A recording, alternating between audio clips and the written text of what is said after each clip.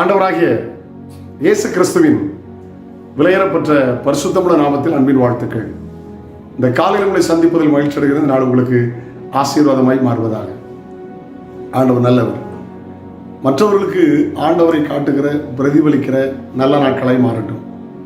ஏன்னா ஒருவரும் தேவனை நேரடியாய் கண்டதில்லை. ஆமென்.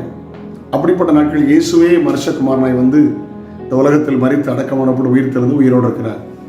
இன்னைக்கு நாம் அவரை காட்டி கொடுப்பது எப்படி? ஆண்டவருக்கு ஸ்தோத்திரம். ஒரு மலைவாசி, ஒரு ஆதிவாசி, மலைவாசி, கடல் பற்றி கேள்விப்பட்டதே இல்லை. அவன் கடலை பார்த்ததே இல்லை. அவன் வாழ்ந்தது மலை மலை மலை மலை காடுகள்.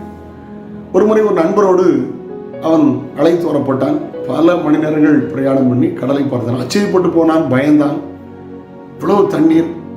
அவன் ஆறுகளை பார்த்தவன், சின்ன குன்றுகளை பார்த்தவன். இவ்வளவு பெரிய கடலை பார்த்ததில்லை. மேகமும் கடலும் ஒன்றாய் கலந்திருக்கிறது. கொஞ்சம் பயந்தவன் பிற்பாடு கொஞ்சம் விளையாட ஆரம்பித்தான். புறப்படும் போது ஒரு ஜாடியில் தண்ணீர் எடுத்துக்கொண்டான்.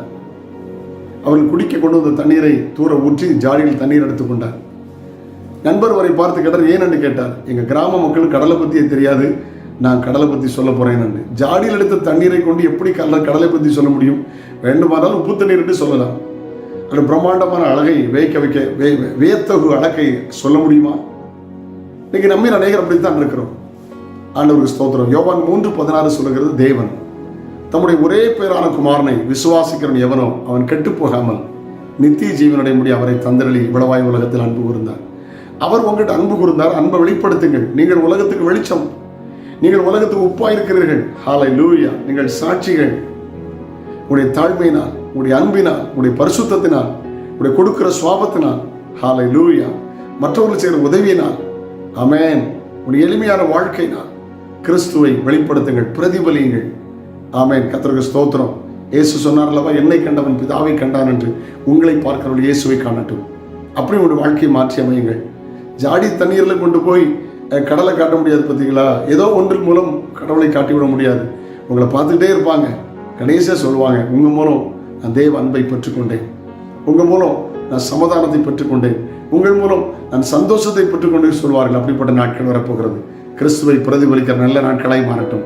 ஆமேன். இயேசுவை அறிவீங்கள். ஆமேன். உங்கள் மூலம் இயேசுவின் நாமம் மகிமைப்படுவதாக. நாளை உங்களை சந்திக்கிறேன்.